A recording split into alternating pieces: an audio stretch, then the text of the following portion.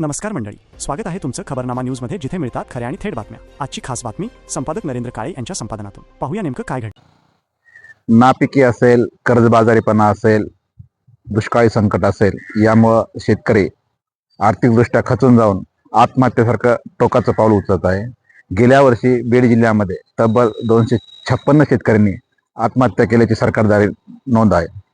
या वर्षी जानेवारी आणि फेब्रुवारीमध्ये या 50 दिवसामध्ये तब्बल 39 शेतकऱ्यांनी आत्महत्या केलेल्या आहेत। एकंदरीत जर पाहिलं आपण तर प्रशासन आणि सरकार शेतकऱ्यांप्रती अनास्था दिसून येते शेतकऱ्यांप्रती, कारण की सरकार ज्या उपाययोजना करते त्या तुटपुंज्या आहेत, तोकड्या आहेत, ठोस उपाययोजना करत नाहीये।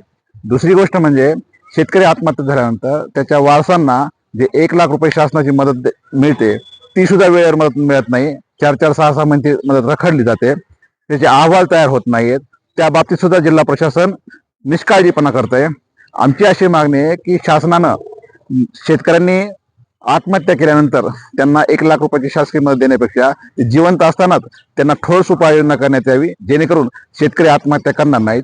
मराठवाड्यामध्ये बीड जिल्ह्यामध्ये हा शेतकरी आत्महत्येमध्ये हा गेल्या वर्षी 1 नंबर होता आणि सध्या जर पाहिलं आपण तर सध्या सुद्धा 1 नंबर होय। एकंदरीत बीड जिल्हा प्रशासनानं याकडे काळजीपूर्वक पाहायला पाहिजे आणि सरकारनं सुद्धा शेतकऱ्यांची आत्महत्या ही राष्ट्रीय आपत्ती आहे, त्याला गांभीर्याने घ्यायला पाहिजे, अशी आमची मागणी आहे।